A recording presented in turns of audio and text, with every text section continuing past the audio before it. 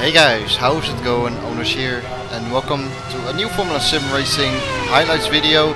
This time my personal highlights from the 10th round of the Formula SimRacing, sponsored by Frostmaster obviously, Pro Series. We reached a beautiful venue, and that only could be Spa Francorchamps. It's on the calendar here this year. Previous year it wasn't because there were some problems with the track, but it is awesome to have it on the calendar at in this season. This could be quite an interesting race as we are on our outlap for Q1, skipping towards the end of that outlap actually. After obviously the worst case scenario of Monza pretty much. You need to recover here. It didn't go well at all at Monza, but I was lucky that my championship rival Sadler Kallas didn't really do well there either in Monza, and I really wanted to recover over here. By the way, I am going to use some different on-screen displays, I guess you could call it. I mean, I made them myself, so they may look kind of noob-ish and amateuristic, but hey, you know, I hope you like it. For example, that you also see sector times popping up. There is one as we speak. It's a bit of a different font because I have no idea how the time code works in Sony Vegas. It's a bit of a weird system, to be honest. If anyone has a solution for that, then please let me know. But coming back to this, I practiced so hard with my engineer Justin. I really felt bad after Monza, and Spa is quite a nice track to drive on. I'm not really that much of a fan of it. It's not like I am hating this track or whatever. I mean, it's a pretty nice track, but I don't love it either, like so many people do. In my opinion, it actually is a really overrated track. I know that comment will get a lot of hate, but it's my opinion, so it's a bit difficult to argue against it. I just feel like it's not that special as some people think sometimes. Coming through the second sector though, it looks like a pretty good lap. Nothing too serious. I mean, it's Q1 as always. You need to get into that top 10. As I said, I was really desperate to improve after Monza, and it is quite a nice track. I think my engineer and myself, so Justin and myself, we did about like 5 races, like full race simulations, and that is quite a bit. Usually we do like 3 or so maximum. I tend to do 3 minimum, as we set a 145.8 for 5 there, which was quickest of that session. So we easily go through to Q2, which is right here. I mean, we did so much practice, Justin and myself. 5 full race simulations. In fact, we did like 6, but 2 were kind of half simulations, doing 1 stint only, just to check setup and whatever, and make sure that we got the right setup. I myself did 6 full race simulations because I always do one on the Sunday morning before the race, and my engineer is not there because my engineer is American, and then is nicely asleep. And why wouldn't he? He needs to prepare for the engineering in the race itself, obviously. As my teammate fights through there, James Sadler is in, who won obviously Monza after a fantastic performance. Adrian Falcon is back in. Christoph Schoer is not here though due to personal commitments. But what I wanted to say for a long while now, we obviously spoke about Sander already, having also a poor performance in Monza. So we both want to recover. But I can be the champion during this race. If Sander, I think, finishes outside the top 10 or DNFs, and we win, we will be the champion. Now, I don't expect that at all to happen, to be honest. Obviously, I know it, and I was ready. Let's put it like that. But I wanted to win anyway. You know, regardless of a championship at stake or whatever. I wanted to win again because, yeah. I felt like that I had to make up for Monza. That's also the reason, of course, why I did so much practice for this one. Because, to be honest, I did quite a fair bit, I'm not going to lie. Sander Kallas behind us. We are the last 2 drivers in this Q2 session to set a lap time, in fact. Someone actually gave me feedback on the overlay stuff. He would like more information. I'm going to try my best during the race to keep you guys updated. I don't yet have stuff like gaps to another driver, but I'll try to make that work. But it is a lot of work actually to make all of that. Nonetheless, though, we are going to start our Q2 lap over here. Obviously on the soft compound, 2 compounds for this weekend, soft and medium. First corner, last source going, well, quite nicely over the curb there, the inside curb. And remember, in FSR, track limits are or curbs are counted as part of the track as well, not the white lines.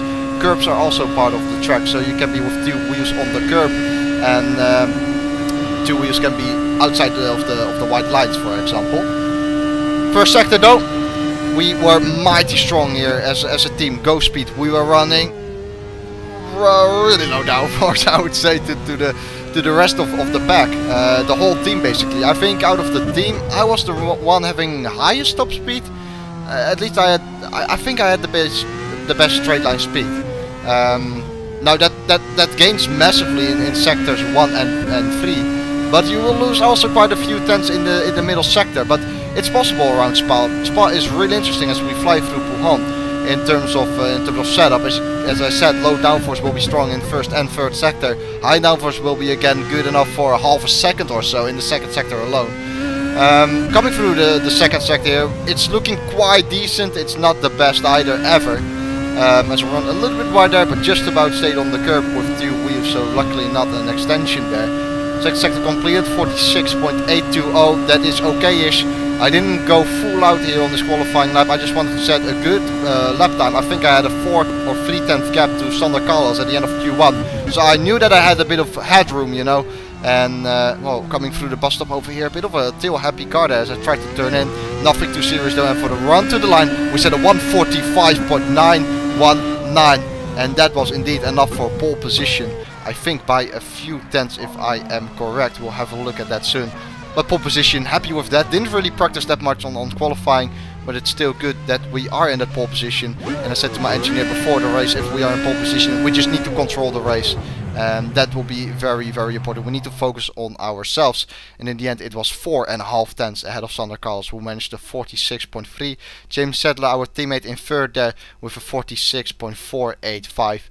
And we see Craig Baxter in 10th, Franzini in 9th. Those guys round up the top 10 in that session, with those two actually not setting a lap time. Formation lap on the way though, and I have to say something because I am deeply frustrated is a bit exaggerated, but I'm quite sad about the fact that we do not have any team radios for this race, and that is quite a big shame. I was looking forward to hearing the team radios, but my engineer had other things going through his mind, and I don't mean that disrespectful, because he had to stream the World Championship race actually after this one, so he had his live stream program set up for that, and usually he records the team radio with that live stream program, so he didn't want to fiddle around with that, which is fully understandable and acceptable, of course, fair enough.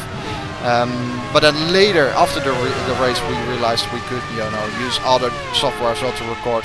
But at that time it was just too late. I mean, we had to race, and as I said, Justin wakes up like 45 minutes before the race or so like that, and then 50 minutes later he's engineering me already. So obviously we don't blame him. I think I can give some kind of impression on what was going on in the race and what kind of team radio we had. Obviously in this formation lap here, nothing all that different. I will tell the fuel level at the grid and tire temperatures, tire wear as well, and then we are good to go.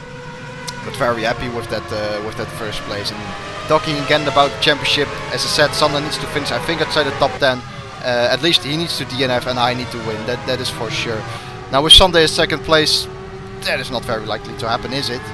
But you never know. It's a 27 lap long race. Spa is obviously quite a long track. But we'll see what we can do. As I said, we'll focus on ourselves and then see where we end up. The win is most important though. If we want to be champion anyway, we need to win anyway, you know. So the win is the target. It seems like after that pole position we are looking quite good for it. At least the qualifying being 4 tenths ahead of the rest of the field. If we can manage that pace in the race as well, it will be quite good. I was very comfortable at the start here. I felt like I had really good starts. So hopefully we can have a good start, and in that way, as I said, hopefully control the race. I said before as well, we have massive top speed advantage over the rest of the field. So it shouldn't be that hard to defend from the cars behind, as long as we are first on the exit of the first corner as well. Because obviously after the first corner there's a long camel straight and the run to Arouge as well. And you can gain really time on someone when you use the slipstream. But as I said before though, we have a huge top speed advantage here, and I was happy with that. And it's good that despite the low downforce we still had reasonable qualifying pace. So that is very good. I was capable of setting a 45.6. I did it in the practice before the official race. I didn't really do a lot of hot lapping in the practice itself, so the PB could have maybe been a little bit better. Nonetheless though, we are staring at the lights and lap 1 of the race will be on the way very shortly, as 3 lights are already on. We have 4 lights, 5 lights right now, and let's have a look at the start. The start is this time better than Monza, that's for sure. We got away nicely, and indeed ahead of Sadler. Kallas going inside into the first corner. James Sadler on the inside of Kallas there, and Kallas being nicely going nicely around the outside of Sadler there. An incident in the background though, and up to Eau Rouge at the moment. A beautiful camera shot here as all the cars are going to fly by into Eau Rouge for the first time. Sadler Kallas behind, and now comes James Sadler, obviously having a top speed advantage as well on that Netrex car. Are going on the inside to the front from Sadler. I see I see Sadler. That's the way the name I was talking about, going on the outside. I tried to give him a little bit of slipstream as they are still side by side and make contact. They make contact and they are both off. Both cars are off the track at the moment in lap 1 of the race, meaning Adrian Falcon is right now behind me. But most importantly for us, what happened to Sander? At this stage I saw it in my mirror and I immediately said to my engineer, Sander is off, Sander is off. And I think it was about at this point why I got a message from my engineer. Sander is out, Sander is out, he has lost his rear wing. And I thought, wow, that is amazing, because I did not expect that at all. Sander was in second, and then that happens to him, and it's a big shame for him to see it ending like that. And he hit the barrier with the rear end of the car, and then easily the rear wing can fall off your car, and I think that's exactly what happened. We'll have to look at the replay shortly though, but at this stage, yeah, of course, it is inevitable. You think about the championship. Adrian behind me though. Good start at the moment. Immediately you can see that I am pulling a bit of a gap. Ranzini in third, who I think started in 9th before. So an absolute monstrous start from Ranzini. At least I think that is him. And we open up lap 2. First lap has been hectic behind us, but we have kept it clean most importantly. And that's all we needed to do. And as I said, we just need to start controlling the race right now. That's all we need. And the championship is at stake, of course. We need to keep this position. Sander has retired. Justin said that at this stage, my engineer. And wow, yeah, it's inevitable then to think about the championship. It's still a long race. I would rather not think about the championship and just focus on the race itself. But you do get quite excited when you see that in the mirror. At this stage, obviously, I did not know who was at fault, and I still do not really know who was at fault. We'll have a look at the replay, and maybe you can form your own opinion. Replay from James Sadler's point of view, so obviously my teammate and in fact my team boss as well. Did a reasonable start, pretty similar to us on the inside of Kallas here. Didn't take too much risk going into turn 1, so that's nice to see. It was all clean over here. Then in mirror, I think Valeriano was spun out the action there, but I am not entirely sure whether it is Valeriano. I do think so. Then here is where our top speed just kicks in, you know. Just Sadler even going off the track here, coming back into the slipstream though. And here I saw Sadler moving to the left, so I went to the left as well, right there, to give my teammate a little bit of help, you know, give him slipstream rather than Sander, you know. Of course I want my teammate to be ahead of my rival, and then they make contact over here. It is a little bit of a gap, as we see Sander's rear wing dropping there. It is a little bit of a gap which disappears. I looked in my mirror right there, saw James going to the left, and decided to give James that slipstream rather than my rival, as I said before. And then here is where, yeah, it is tough, because it's like Hamilton-Rosberg. They are alongside each other going into the corner, which means that, in my opinion, James has the right to stick it around the outside there and go for a sniff on the inside. But at the same time, it is a gap which is going to disappear, especially in the first lap. Whether it is sensible to do it in the first lap, I don't know, and it's not up to judge. It's not up to me to judge, I think. But for both, let's be honest, it's a big shame to see it happening, especially for Sander, who obviously lost his rear wing. We skipped to the end of lap 6 here though. It's going well so far, that is for sure. This is one of the new features I have with the overlay. Here it comes. Ta-da! Previous laps. I guess that's kind of interesting, kind of nice for you guys to know as well. Pretty consistent at the moment, has to be said. There are like 1, 2, 3, 4 laps within the 10th or so from each other. So it is rather consistent. At this stage, yeah, the fall of the championship sunk away a little bit, which is, I guess, normal. You're a bit deeper into the race, you realize that there are still a lot of laps to go, and it's only better to concentrate. But Justin and myself were absolutely out on taking this one home. 100%. As I said, I find it such a big shame that the team radio is not there. It is such a big shame, because I would have liked to hear it myself as well and see how we went on in terms of communicating. But it's the way it is, we'll try to make the best out of it. Justin basically said to me that we had to look after the tires, bring it home, create about a 3-second gap to Falcon. We were still behind Adrian, and from there onwards control it. That's exactly what we did. We had the 3-second gap. Justin said, you can take it easy a bit now. Exactly what I did, but I was still pulling away from Adrian. I felt very comfortable, and I wasn't pushing at all. I was not pushing at all. The tires were in such a better state compared to the race simulations. I think at this stage we had about 2 or 3% better on the rear tires, I would say. And that is quite a bit of a margin, and towards the end it only went more and more in terms of, you know, tire wear compared to the race simulations, because we just didn't push as hard with the previous laps as well. We are in lap 6 at the moment. We'll have a look what our lap time was for this lap, and it's a 1:49.832. So another good lap, very stable, very consistent. That's exactly what we need. Adrian behind there and also consistently pulling away on him. I kept asking to Justin to keep me updated, and I also was worried about the car we just see flying through there, Ranzini. I knew he was in third, and constantly I kept asking Justin, who is in third? Is he quicker than Adrian? Do we need to respond? But Justin, I must say, has done a beautiful job throughout this race at keeping me, you know, wake up, you know,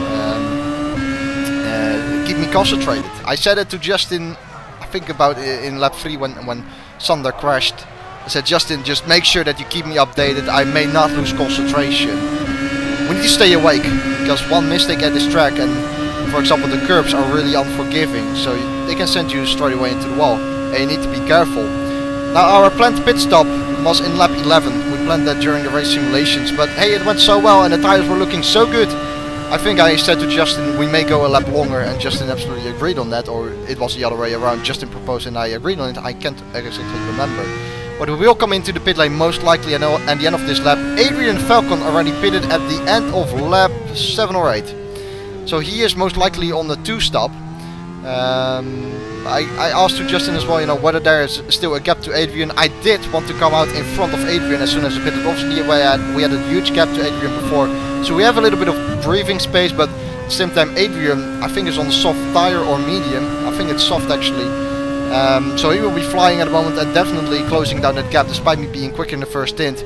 I just cannot deal with the tires being old on my car and Adrian's tires being new, of course. That's just such a major time difference that a driver can do a lot about that. What I could do is just try to push as hard as I can, and in that case end up in front of Adrian again when we are going to make our pit stop. Justin said he had a gap for me, so I'm looking forward to whether I can still stay ahead of Adrian, because Adrian has had fresher tires for 5 laps or so now. If I would stay ahead, it would be a bit of an achievement, but at the same time we obviously had quite a big gap already when he went into the pit lane. It's time for us though to go into the pit lane.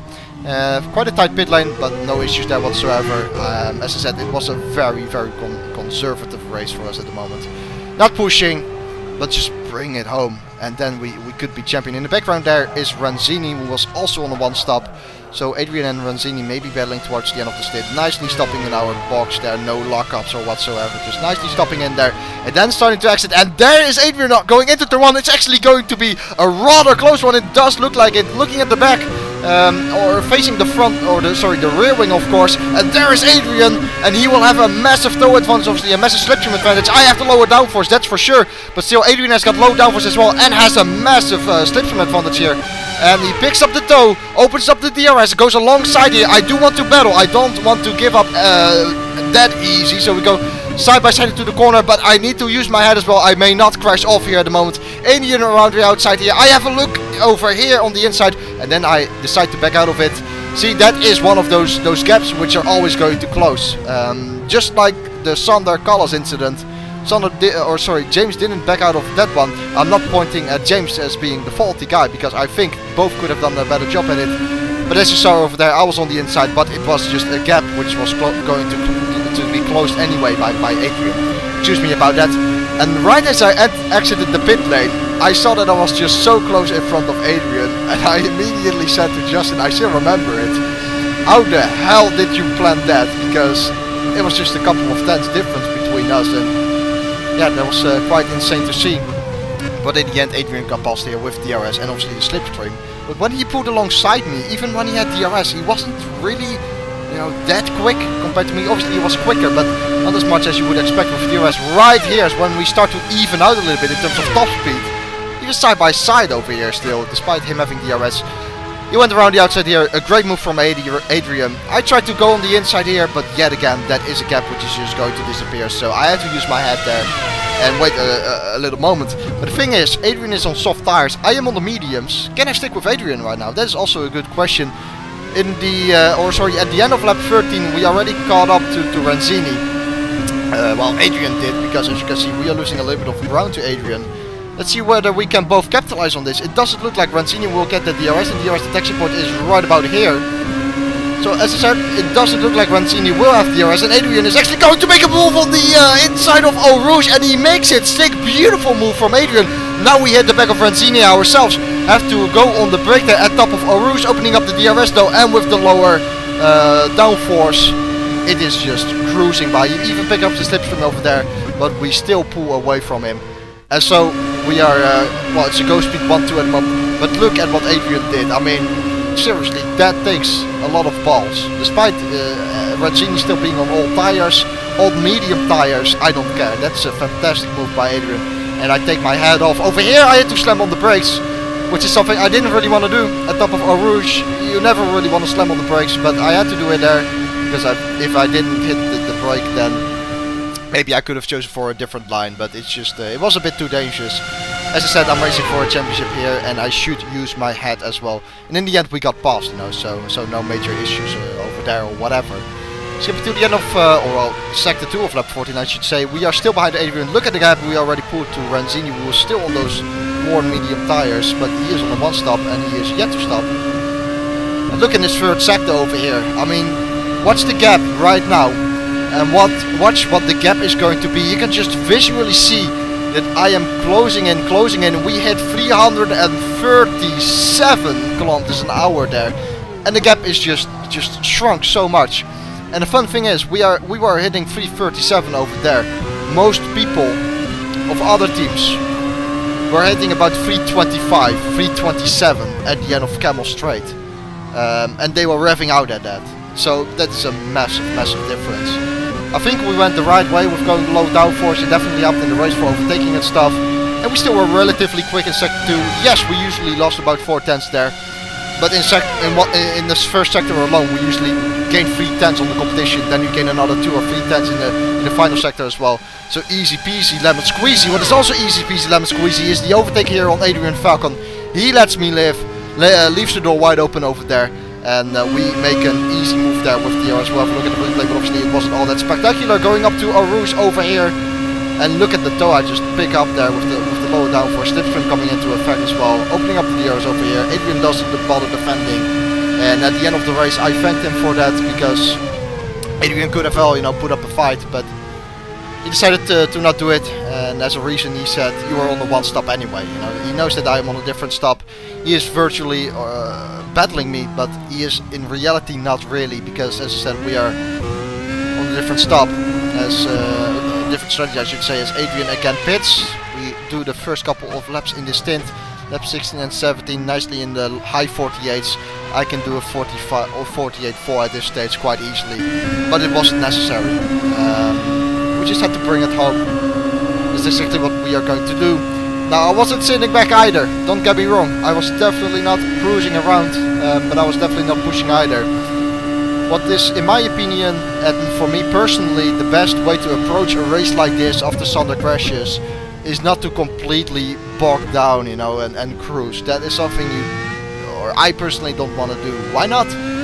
Because I feel like when you are going to do that, you are going to make mistakes, because you are not there with your head you also need some kind of targets, you know. And Justin, as I said, has done a beautiful job throughout the whole race. He kept me honest, kept setting targets, you know, target this lap time, target that lap time, be careful for this, be careful for that. And in terms of team radio, it was one of the most exciting races, but there is no team radio, as I said again. But that's the way it is. But we are 9 laps away from becoming a champion, and the more those you come towards that lap 27, the more you start to think about it again. It's quite insane. And at this stage, I couldn't really think about anything else, to be honest. I just thought, well, please let it be the end of the race and take home the championship. But it's not that time yet. You still need to concentrate, of course. But we are getting rather close to it, and the gap to Adrian at this stage after he pitted was about 16 seconds. He will most likely close that down a bit because he is on the fresher tire. But despite that, we have a big enough of a gap, and when Adrian is quicker than us at a dangerous rate, so he may be able to catch up to us towards the end of the race, I'm sure my engineer will let me know. And I also asked him to let me know when that is the case. First lap of the race there for us, lap 18, a 1:48.5, so that was a relatively quick lap. But at the same time, nothing too spectacular. And there was indeed a big gap to Adrian, who is in front of Renzini. So it's going to be rather hard for Renzini to pass Adrian again. First of all, because of the downforce.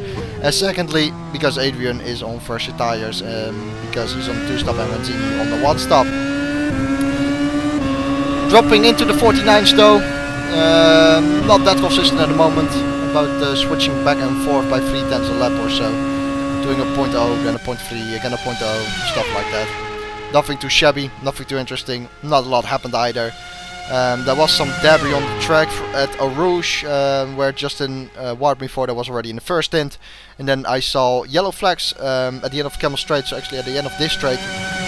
Where I think a car crashed or something. Luckily there was no debris, so just take it a bit easy obviously when you see the yellows.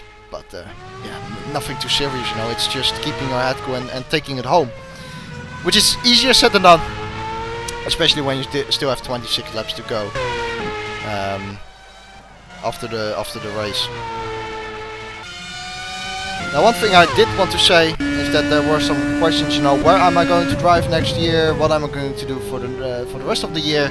I'm going to tell you that at the end of this video. After this race, I'll tell you all my plans and everything which has been done, because I have done some work, I would say, and I actually found a nice seat for next year.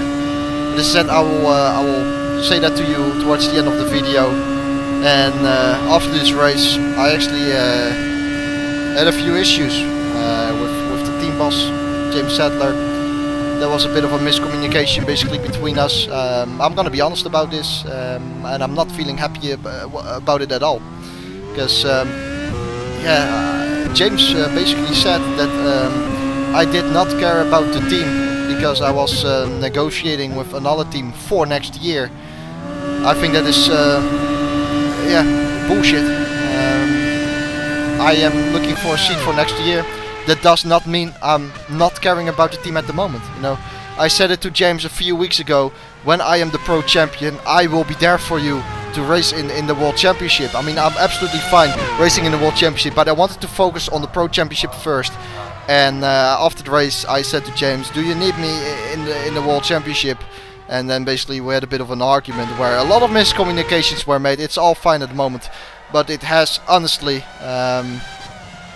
put me a bit in a negative position looking at this team. I still like the team a lot. I think it's a fantastic team. I'm really in my element over here. But yeah, I'm not going to give the whole details and stuff because it is a pretty long story. But yeah, I didn't like it at all when James said that I didn't care about the team. And actually yesterday I was really close to leaving. James actually said me, "Do you want to say any last words to your teammates?" And I was like, "Whoa, dude, wait a second. I am not gone here yet. I want to win for this team, you know. I want to bring this team success because they all deserve it. But apparently, I don't care about the team, okay? Yeah, I have nothing to say about that other than it's just absolute bullshit. But it's fine right now, I guess. And because I am looking at different teams for next year, doesn't mean I cannot race for this team in the World Championship for this year, in my opinion. Now, I'm really confused because maybe I'm wrong, maybe I'm not, but you know, let's just close it off. It's all fine right now, and James and I have come to a nice agreement, I guess you could call it.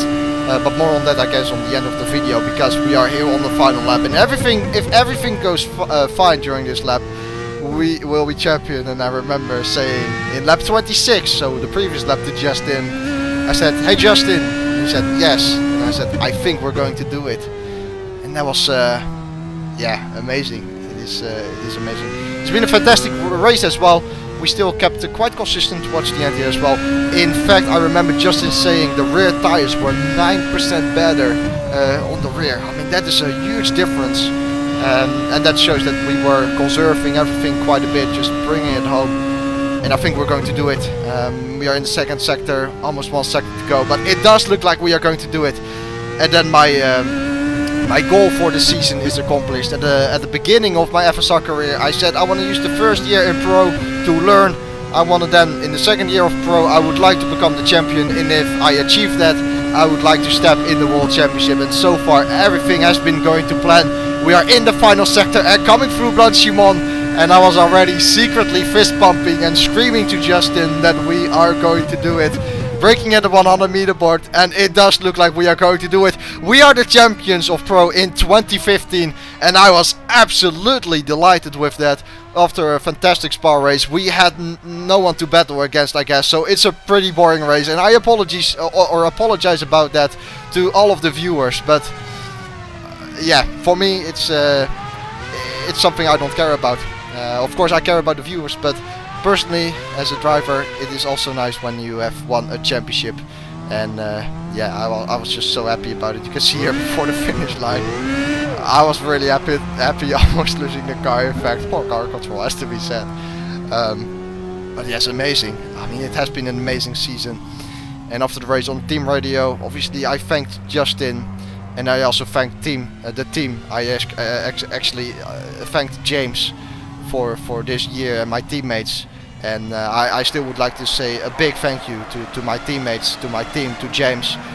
I know that James has a bit of a tough time managing the team, but I still wish this team all of the best, because it's a fantastic team, and I really want them to succeed. And I say this from a World Championship point of view, because that's obviously the highest possible. But the competition, level competition, is high in the World Championship. But nonetheless, I think this team is fantastic, and they deserve a win in the World Championship, and at least a lot more success. Everyone within the team has done a fantastic job at helping me, making me feel at home, sharing setups, sharing data, whatever. It's just it was a fantastic year. We are a pro champion with like 4 races to go. Singapore is after this one, then comes Suzuka, then comes USA, and then comes Brazil, I believe. So that should be indeed 4 races. And to become the champion, 4 races already before the end of the season is fantastic. And yeah, I was really happy with it, as you can imagine. But at the same time, a new chapter starts, I guess. And I will tell you more about that soon, of course, because there has to be some kind of celebrations at least.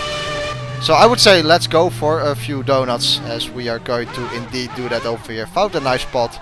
In the end, Adrian Falcon with a very nice result in second, as well. He didn't practice all that much for this race, so I find it very impressive that he finished in second place.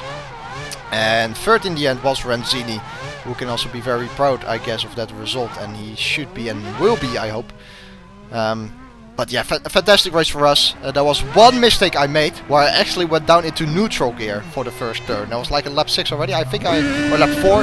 I don't think I showed it in the video. I'm pretty sure I didn't, but it wasn't that big of an issue. I lost about half a second in the first sector because of that, because I could engage it in first gear again and then be a bit careful with the clutch. But luckily that wasn't all that much drama. But that was the only mistake I think I made. Yeah, we were really consistent, but also because we didn't have to push. You know, when you push, you usually have a few mistakes or the chance at making mistakes is higher. But yeah, we didn't have to push. We kept it conservative, and I just would like to say one big final thank you to my engineer Justin. I think he was there since 4th round in Bahrain or something like that, and ever since we've had a really good cooperation, and yeah, I feel great with Justin alongside me. Adrian Falcon in the end with the fastest lap, then no surprise there. And in the end, the gap was only 13.3 seconds between us, despite me even celebrating before the finish line. It was about 15 seconds, so he only gained 1 second, I believe, in that final stint, which is rather insane considering he was on the fresher tires. So it's finally wrapped up, the championship for us. Obviously, we had a fantastic start of the season, which did pretty much half of the work for us already, and thanks to that as well, we managed to take it home quite early in the season. As I said, still 4 races were left. But the earlier you do it, the better you do, the nicer feeling you get. I was lucky this race. I was absolutely lucky because Sadler didn't finish.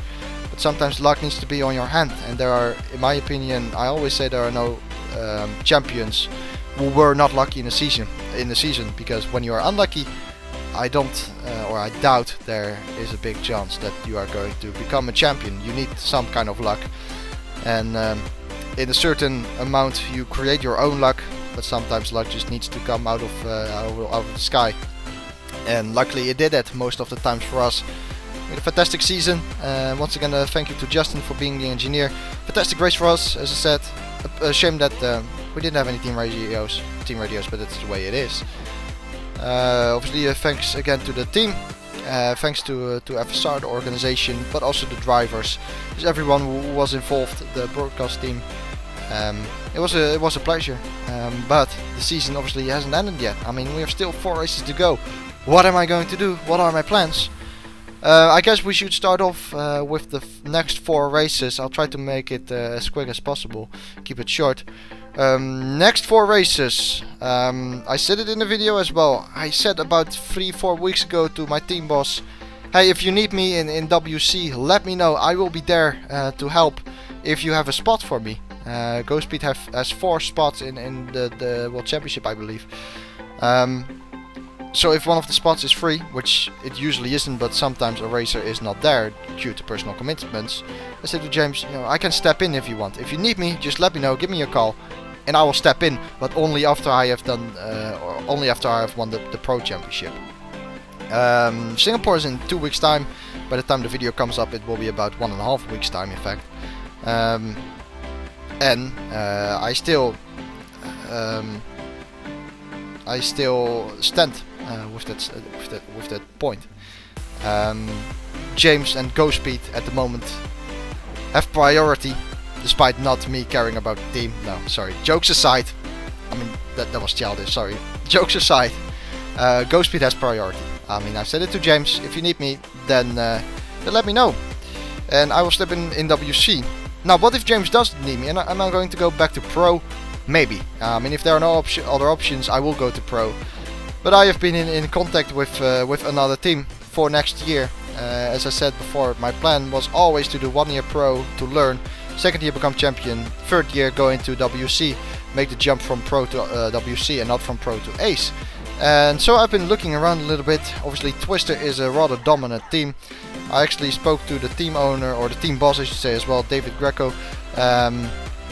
We had a bit of a good talk, but I do think as well that Twister is already a bit settled for WC. It's a little bit early, of course, because WC 2016 is only going to start in April. But then around at the same period, I had a message from Daniel Brewer, who was one of the drivers for Origin Front Row Racing in WC, and is the teammate of Kuba Brzezinski. Remember the guy who kicked my ass in the Pro last year when he debuted and dominated the season. I got a message from him saying that if I would be interested in joining that team, so Origin Front Row Racing, then I would have to give a call. I said I would think about it, and at the time I wasn't all that convinced to join there, so I said to James at the same time, you know, I would also be interested to stay with GhostSpeed. Now, being interested obviously doesn't mean it's going to happen. I mean, I didn't say I will stay at GhostSpeed, and since Silverstone or something like that, Origin Front Row Racing suddenly Well, suddenly they were always really good, but they have stepped up their game a bit. Kuba Brzezinski, unfortunately for him, disconnected in the World Championship in Silverstone, but he won at Monza, and that was the first victory for Kuba, also for Origin that season, of course. And that made me think a bit, you know. That made me think quite a bit. So a few days ago, I decided to contact Origin, the team boss. I think he's the team owner as well. Correct me if I'm wrong. Peter Bell, at least, is the name.